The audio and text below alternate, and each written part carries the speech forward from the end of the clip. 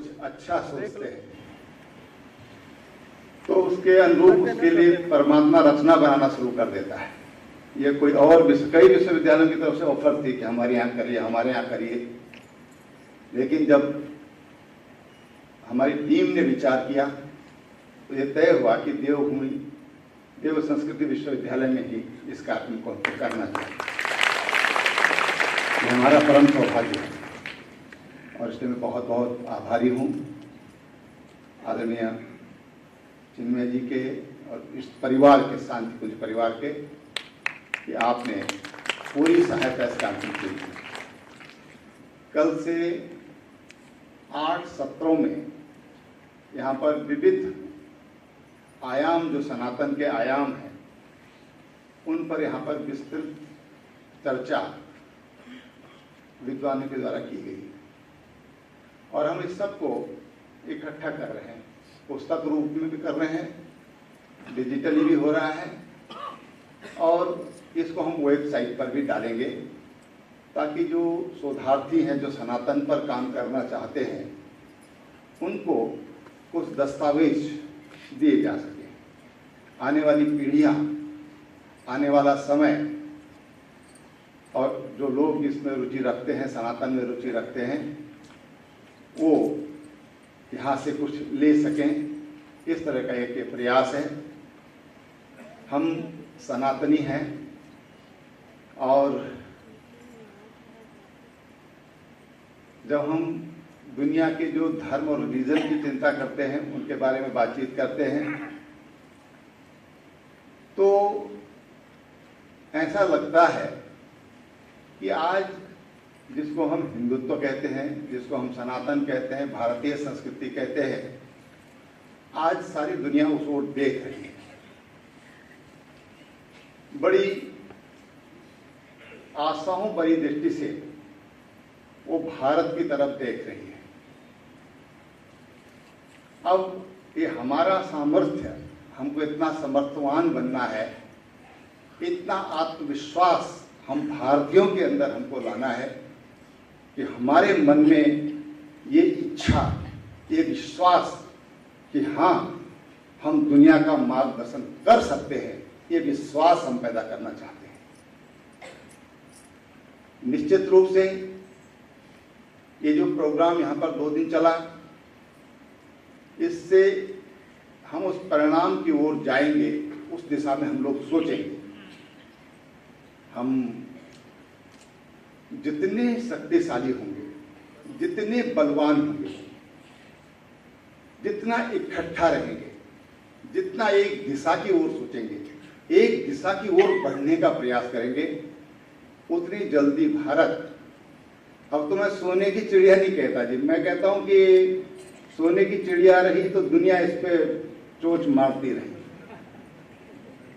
ये तो डायनामाइट होना चाहिए, ये डायमंड का होना चाहिए।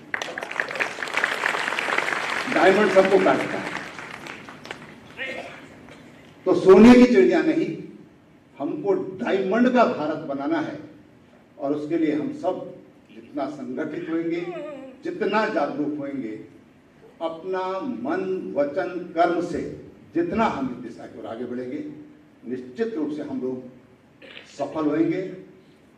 देवभूमि विकास संस्थान, ये 2007 में हमने एक स्थापना की थी और हमने पर्यावरण पर इसका कार्यक्रम शुरू किया था। पहला प्रोग्राम जल पर हमने काम किया, जल बचाओ, पानी की बूंद बूंद बचाओ, और वृक्षारोपण का किया। ब्लड डोनेशन, कोरोना काल में जब लोग ब्लड डोनेशन के लिए नहीं निकल रहे थे, उस दौरान जब हमने इसकी शुरुआत करी, मैं स्वयं दिल्ली एम्स में भर्ती था, मेरे पास वहाँ पर सोशल मीडिया के माध्यम से खबर आई, तो मैंने अपने कार्यकर्ताओं से कहा भाई कि जगह जगह पर ब्लड डोनेशन के कैंप करिए। पहली बार में 40 लोग आए, फिर 54 आए, थोड़ा झिझक दूर हुई, फिर 100 आए, फिर 700-600 आए, एक दिन तो 700 कुछ लोग आ गए। और इस तरह से रक्तदान, वृक्षारोपण और अंगदान, अच्छे डॉक्टर हम चाहते हैं तो अंगदान और शरीर का दान, ये भी, इसके लिए भी हमको तैयारी करना चाहिए। दहीची देहदान समिति है, राष्ट्रीय स्वयंसेवक संघ की प्रेरणा से रजिस्टर्ड संस्था है, और मेरे ख्याल से 18 लोगों ने अब तक देहदान किया है और 200 कुछ लोगों ने उसके लिए अपने सहमति दी है। बहुत अच्छे उसके परिणाम आ रहे हैं, हम लोग उससे जुड़ सकते हैं। और अभी हम जब पिछला हम लोगों ने 21-22 दिसंबर को देहरादून में एक विचारों को लेकर के गंगधारा विचारों की अविरल श्रृंखला हमने शुरू की, उसी के क्रम में ये भी हो रहा है जो ये संपन्न होने जा रहा है। उसमें एक विचार मैंने प्रबुद्ध वर्ग के सामने रखा था। पूज्य स्वामी अवधेशानंद जी उस कार्यक्रम में हमारे वक्ता थे, हमारे मुख्यमंत्री जी थे। तो मैंने एक विचार रखा, आज तलाक की बड़ी समस्याएं बढ़ती जा रही हैं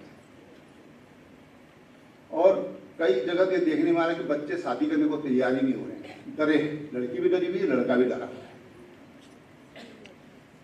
और ये प्रतिदिन बढ़ता जा रहा है।